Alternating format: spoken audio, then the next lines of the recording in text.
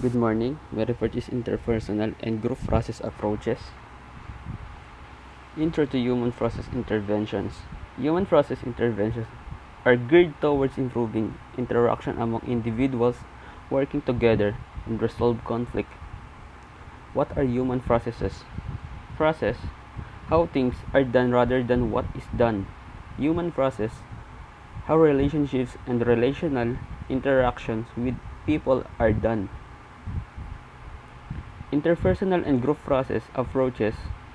The interventions are aimed at helping group members assess their interactions and devise more effective ways of working together. These interventions present a basic skill requirement for an OD practitioner. Interpersonal relationships and dynamics involve four types of interventions. Number 1, T group. Number 2, process consultation. Number 3, third party intervention. Number 4, team building. T group. T group is an early forerunner of modern OD intervention. Its direct use in OD has lessened considerably. OD practitioners often attend T groups to improve their own functioning. For example, T groups can help OD practitioners become more aware of how others perceive them and thus increase their effectiveness with client system. Process consultation. Process consultation is a general framework for carrying out helping relationships. It is oriented to helping managers, employees, and group assess and improve processes such as communication, interpersonal relations, decision making, and task performance. Skane argues that effective consultants and managers should be good helpers, aiding others in getting things done in achieving the goals they have set. Thus, PC is more philosophy than a set of techniques aimed at performing these helping relationships. The philosophy ensures that those who are receiving the help own their problems, gain the skills and expertise to diagnose them and solve them themselves. Thus, it is an approach to helping people and groups help themselves. Skane proposes 10 principles to guide the process consultant's actions. 1. Always try to help all. Always stay in touch with the current reality. Access your ignorance. Everything you do is an intervention. The client owns the problem and the solution. Go with the flow. Timing is crucial. Be constructively opportunistic with confrontive interventions. Everything is information. Errors will always occur and are the prime source for learning. And when in doubt, share the problem. Group process. Process consultation deals primarily with the interpersonal and group processes that describe how organization members interact with each other. Such social processes directly and indirectly affect how work is accomplished. Process consultation deals primarily with 5 important interpersonal and group processes.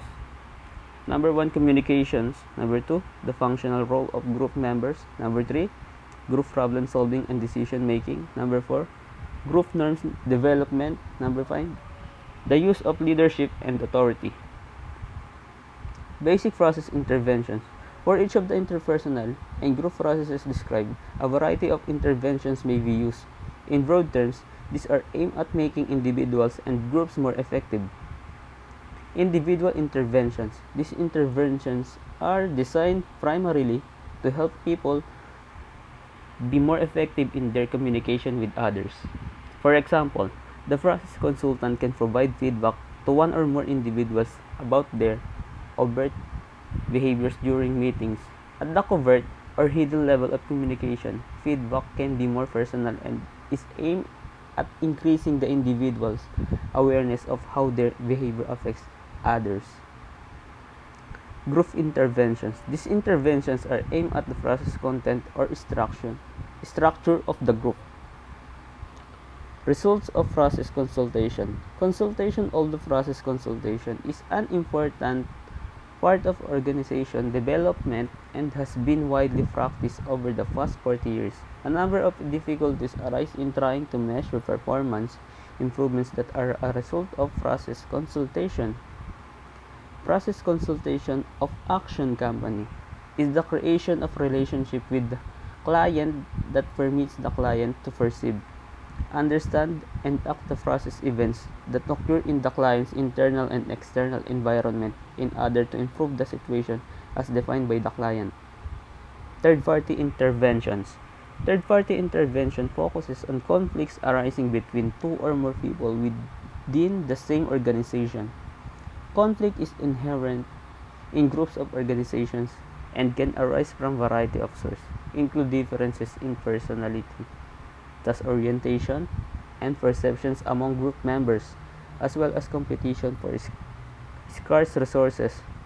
To emphasize that conflict is neither good nor bad for is important. Interpersonal an episodic model of conflict.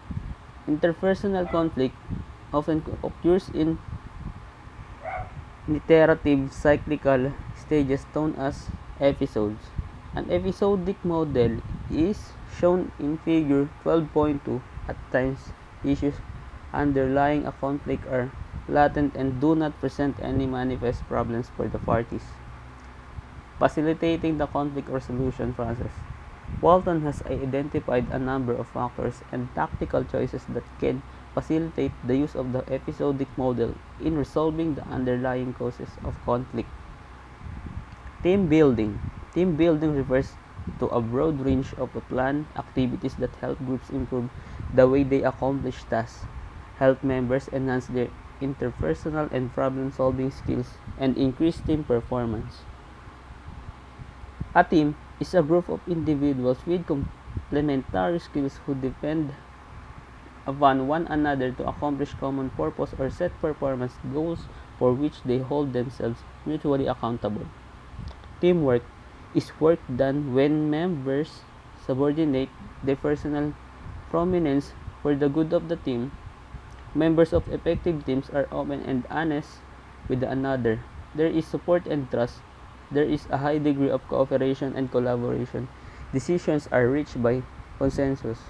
Communication channels are open and well developed, and there is strong commitment to the team's goals. Team building. Many organizations are attempting to increase productivity by implementing team-based programs. Almost 80% of all companies have some type of team-based employee involvement program in place. A team is a group of interdependent people who share a common purpose, have common work methods, and hold each other accountable. Developing teams is necessary because technology and market demands are compelling manufacturers to make their products faster, cheaper, and better. Activities relevant to one or more individuals. People come into groups and organizations with varying needs for achievement, inclusion, influence, and belonging. Activities oriented to the group's operation and behavior. The most common focus of team building activities is behavior related to task performance and group process. Activities affecting the group's relationship with the rest of the organization as a team gains a better understanding of itself and becomes better able to diagnose and solve its own problem. It focuses on its role within the organization. A group's relationship to the larger organizational context is an important aspect of group effectiveness. The manager's role in team building. Ultimately, the manager is responsible for team functioning, although this responsibility obviously must be shared by the group of itself. Therefore, it is management task to develop a work group that can regularly analyze and diagnose its own effectiveness and work process. With the team's involvement, the manager must diagnose the group's effectiveness and take appropriate actions if it shows signs of operating difficulty or stress. And that's all. Thank you for listening.